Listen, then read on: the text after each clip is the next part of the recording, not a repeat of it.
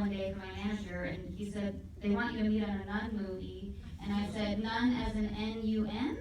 And he said, yes. And I said, do you know I have a Nun collection, and I have a song called I Want to Be a Nun? It's Molly Shannon, everybody!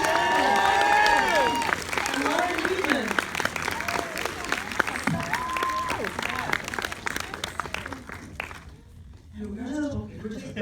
We figured we'd just jump in. Great. So the first question I was asking Kate was, how on earth did she get involved with the movie? So I figured let's just ask the ladies. So Kate, you were just about to. Yeah. So I went. I was so excited because I've always wanted to be a nun, and then I met Jeff Dana, the director, and we had this kind of crazy meeting. We met at the Mustard Seed Cafe on a very rainy day, and the transformer next to the cafe blew up.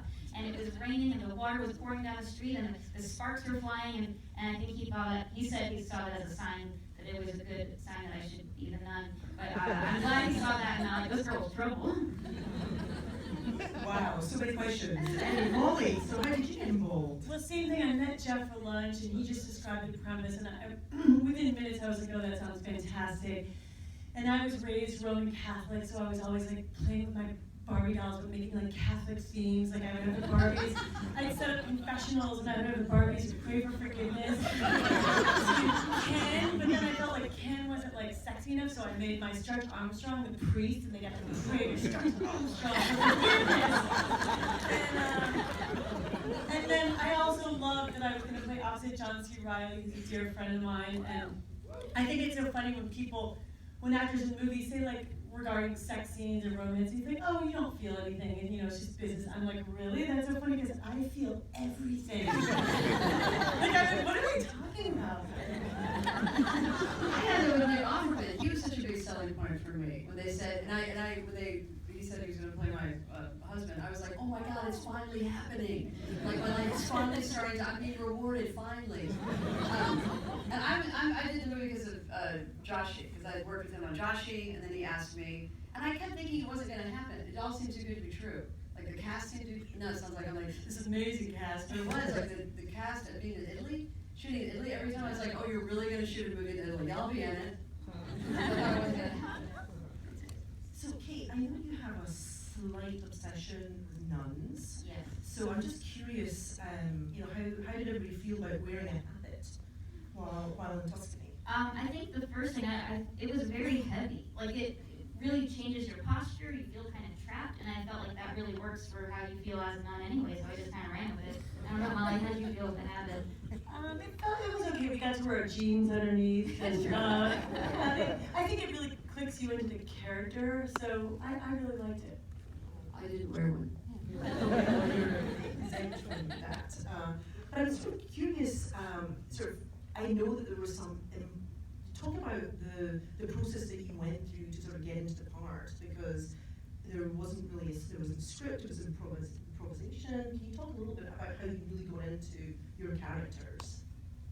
Well, yeah, it was like a 20-page outline, is that what it was? Yeah, there was no script, so we kind of just went, I kind of dove into my middle school mentality. I was thinking these girls are very stunted and stuff, and I also was very stunted and stuff up until like 25 years old. So I could relate really easily. And so I think I just thought a lot about that. I watched a lot of like YouTube videos of middle school girls, because like there are a lot. I mean, just like these kids who are just trying to one-up each other and follow each other. And that scene when we're beating up the gardener and everyone's just trying to get angry. I watched a YouTube video that was inspirational. I don't know. Jeff was our writer-director. Jeff Dana was so knowledgeable in directing us. He studied sexual transgressions in medieval Renaissance literature at NYU, and so he really explained to us what he think. In the 1300s, the people were in a convent, they were so holy and devout, but really it was just the opposite. These people were often put in the convent against their will, maybe because their family couldn't pay the dowry, or they wanted a good relationship with the church, or for whatever reason. And so a lot of times these women were there just like pent up and frustrated and sexually frustrated, and there was just a lot going on that you wouldn't expect, sex and secrets and mischief. And if somebody showed up to fix the roof, these girls were hot and hungry. And the I guess, is known historically to be like the biggest partier, not at all like what you would expect. Is that right? Yes. Oh, like a question, is that really true? Yes. I didn't do a ton of prep, but I'm kind of like that. That's why I like improv movies, because I don't have to do a lot of work.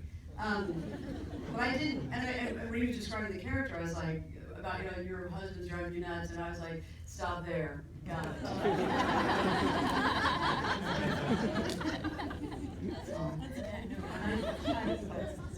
So I'm curious, like, I mean, there's so many amazing scenes, and there's just it's this laugh out loud all the way along. Was there any particular favourite scene that you each had that really stands out that you love the most? For me, well, the fire witch scene was just like very exhilarating and thrilling, and all of the witches didn't speak English, so there was it was a lot happening. But then also I really love the sleepover scene where we're just all, singing and had to learn that song from the 14th century, and we were singing that all day long. But that was a really fun scene where we were playing drunk, and maybe we were a little drunk, I don't know. I love the scene where Fred Armisen, he improvised a lot in church when we go to pray and ask for forgiveness for our sins, and he said, "You have committed the sin of mischief of the heart." And I was like, oh, I love that, mischief of the heart. And then I love the scene at the end with John C. Reilly on the bridge. I just think it's so beautiful. The movie's really funny, but then it's shot beautifully and it's dramatic. And I love anything with people kind of having to hide who they are, hide their sexuality, and then they get to run and be free and be who they are and rip off their clothes. I just think it's so beautiful. And I love the music at the end, the way it comes up. I just loved it. Me too. I do too. I liked this. Well, I liked everything with Nick. Distracting though because of how good he is. I spent a lot of time just like, that was amazing. He was amazing. How does he do that? And then my scene with Davey. I don't know if it was my favorite, but it was us like naked. I mean, everyone's like, "Oh, you're gonna have like a sex scene with Terry." So I felt bad for Dave Franco. Not that I'm not amazing, but we spent a lot of time just chatting about his mom because I reminded him of his mom. And he didn't say that flat, but he was just like, "Oh, my mom says that too," and I'm like, "Oh no, she got this." Kind of women, I guess, which is cool. So that was fun to do. It was all. I mean, the environment that we were in was pretty awesome. I mean, there was like the jet laggy thing. There were some times where I went from like, I'd be so exhausted that I was like, or I'm like, oh, I'm just tired, that's all. Right, but then otherwise, just the whole being there was so incredible, so I think most of it was, So very awesome. being there was Tuscany, it's like just not too shabby a place to be filming. So how long were each of you there? I mean, how long was your shoot? We were there for a month. I was there for a few days over a month, I think. You were the same probably? Like 2.5 weeks. I was there for, I don't know, 3 days, 4 days. Well, I'm going to open it up to the audience. Also, I'd like to mention our DP is here too. Oh, great. Brienne Strand is here, and this movie is so beautiful.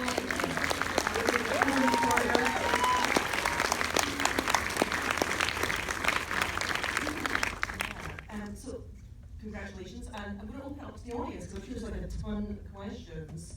There's a gentleman in the back with his hat, or is that a gentleman? Yes, it is. It's hard to see. That person in the back. Shout out. My question was this, because so much of the script was improvised, I mean, how, it's the second time seeing the film, it's absolutely hilarious, it's amazing. How do you decide, what's funny enough? It's like everything is improvised, you're just going along, how many takes did it take to create something that was like that consistently, hilarious? Who's gonna answer that? I wish Jeff Dana, our director, was here because he would be able to answer that really well. I would say we didn't have a lot. We had to motor pretty fast because we didn't have a long shoot. So, there was a lot of really funny stuff, but we also, I don't know, at least my experience was we only had, we had to get from A to B. There's so much happening in the plot. So once we had the scene, we just moved on.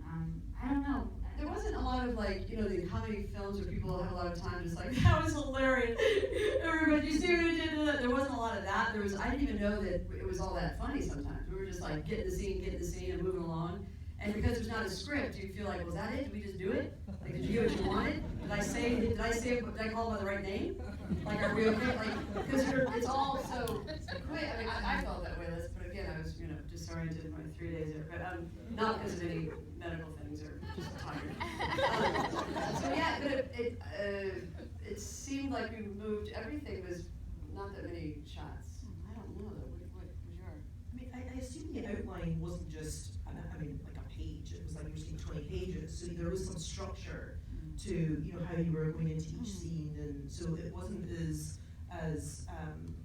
lucid, I suppose, as you think of improv. I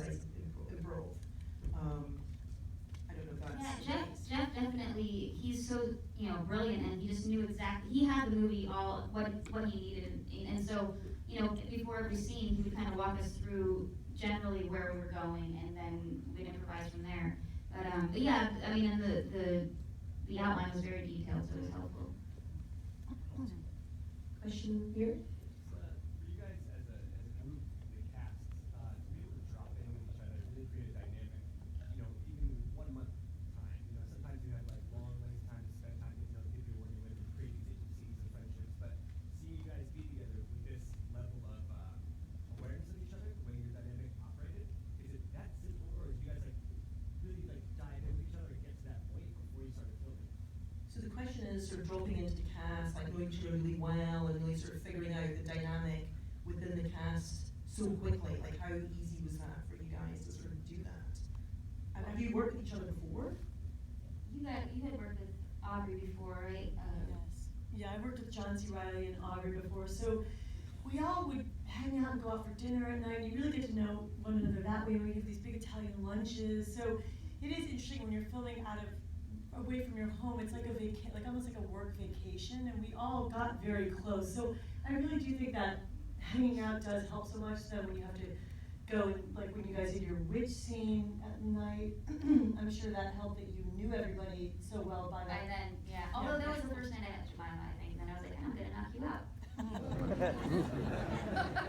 But also, yeah, and I think that with this movie, I feel like there was a bit of serendipity. You know, we didn't all know each other, and it just felt very right early on. So it's a bit of luck too, I think. Gentleman here? Watching the movie, I noticed a lot of the laughs derive from both anachronistic qualities, like inserting modern language, where we are seeing things that normally our minds are just adjusted not to like laugh at that kind of language. So that's why it's so funny to point that out. But also, I thought there was a nice balance of sort of immersing the audience in that world. You know, like where you actually feel the stifling nature of the suppressed sexuality. So I was wondering, as you got into your character, did you lean more toward erring in a modern direction, or did you try to root some of the humor, you know, from the camera? And how much did you look at that test? You really can ask a good question. Yeah, that's well done. And so it's sort of like, it's that modern vibe, then really reflecting the Decameron, and kind of just sort of figuring out, you know, how you navigate that kind of process.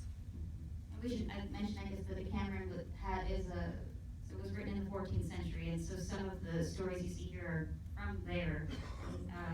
But I don't know. I mean, I guess that's another. I wish Jeff was here for that, but I didn't even read the Decameron. I don't know. Nick was able to, Nick was improvising using all of these, he'd done research. I guess what one does when you're an actor and you've been hired.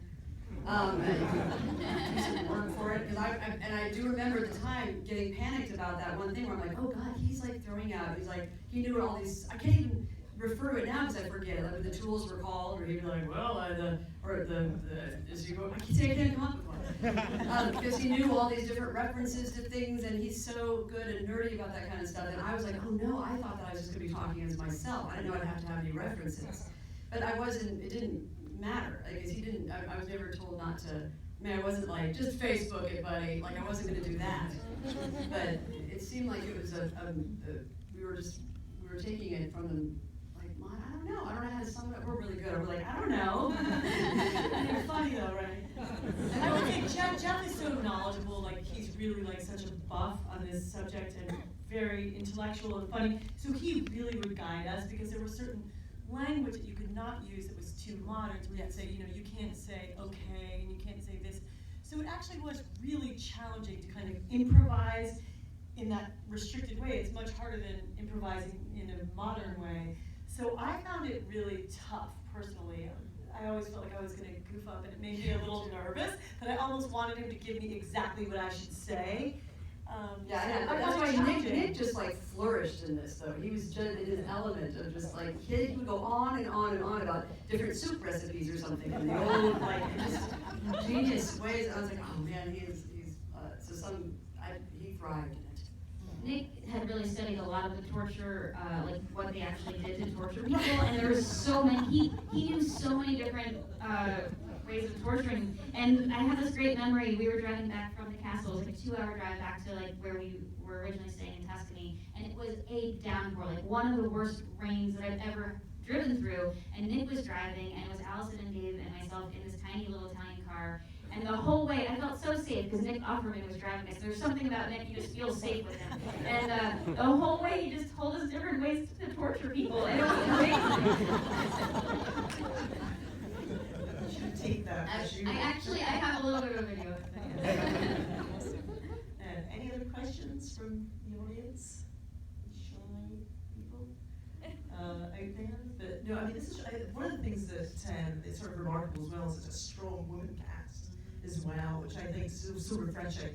How did the male actors handle all you strong women on set? I think just fine. I don't know. I didn't even really think of it in the moment. It was just like we were all having such a good time and eating so much. There was a lot of conflict. There was a lot of like, hey bitches, who do you think you are? There was a lot of like, you shouldn't have this part. This isn't meant for you. You can't handle this kind of pressure. I got that a lot. Nobody wants to watch a woman with no makeup on the camera. I got that a ton. So, but otherwise, I thought that everyone just dealt with it.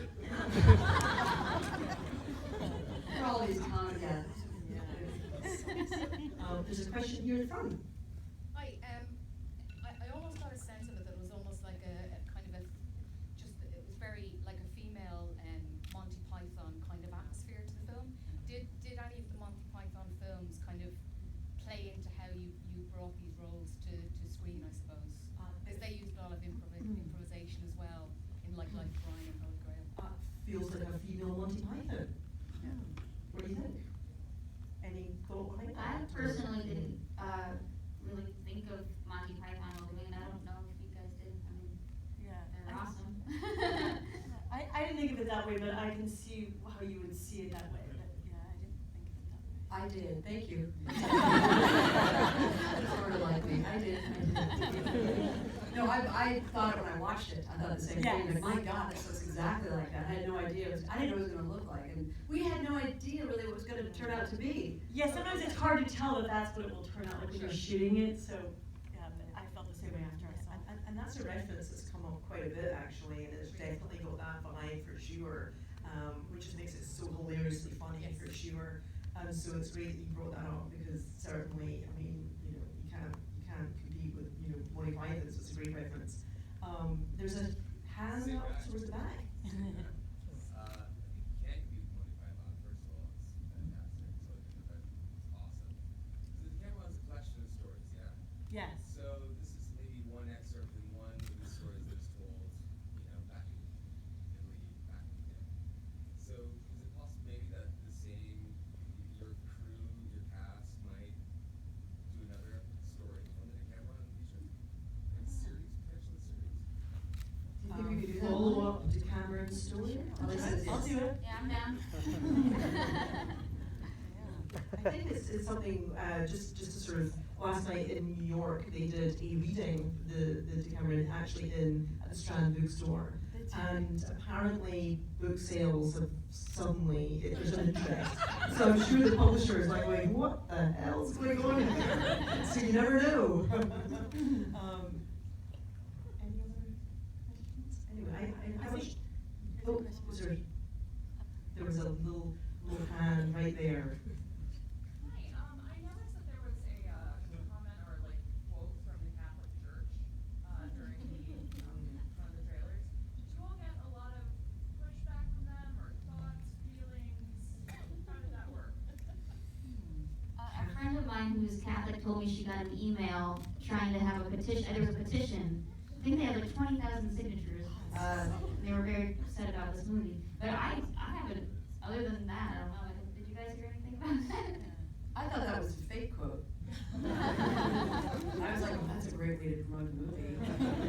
But I can see, of course, I would have that reaction. But they do like pornos with Catholic themes and stuff, right? So what? It was a real quote, just, you know. It is, yeah. Right there. My question is, this film was at Sundance, right? Yes. How did it change? The one thing I wondered is I saw the Skywalker sound at the end, and I thought the soundtrack was really lush. And I think sometimes that happens after Sundance, where a film maybe gets an infusion and they redo the soundtrack. But what changes were there? I actually don't think there were any changes after Sundance. No, our producer Liz Destro's here. No, but I know what you're saying. Is I always wonder that too. Like it sounds like you go in and re-edit it, but no, it's exactly the same as how it's screened at Sundance. I think there's a question. Yeah. A very serious question. Did you draw from any famous nun movies, like Sister Act? Did you draw from Sister Act any 2. well-known movies? I would say I always loved the movie The Trouble with Angels when I was younger with Rosalind Russell. I remember I just thought that was so fantastic. And I think the idea of, so those movies inspired me because I feel like in the 30s and 40s they did so many pieces, amazing movies for lots of funny women, lots of talented women that they don't necessarily do as much now. So I thought, what a great idea that Jeff thought of this to put a bunch of funny women. It's such a great vehicle for many funny female performers together. I couldn't. What a great place for a movie. The best. Yeah, the best. Okay, so we have time. One more question, so make it a good one. Is there anyone? Anybody? The pressure. So if you were to switch your roles with any other actress or actor even, who would you, or what character would you have played after having played your own character? That's a good question. If you were to change roles, switch roles with any other cast members, who would it be? I guess I'd like to be Fred's character, because I'd like to wear that wig. I like Lauren's character. I was gonna say your character. I was gonna say you. Okay, talk to you later. No, because I like the character, and John C. Reilly to me. I've never worked with him, and I didn't meet him. I wasn't there when he was shooting. I think he's such a great actor, and I was even more impressed. I know it seems weird, like to be like so impressed watching the movie I was just in, but it was. I was really taken by his. I'm always sort of blown away by him. So it's lucky that you got to work with him a ton. I just want to be you, maybe. It's not a problem. Well, this has been great. Thank you so much. And thank you to all your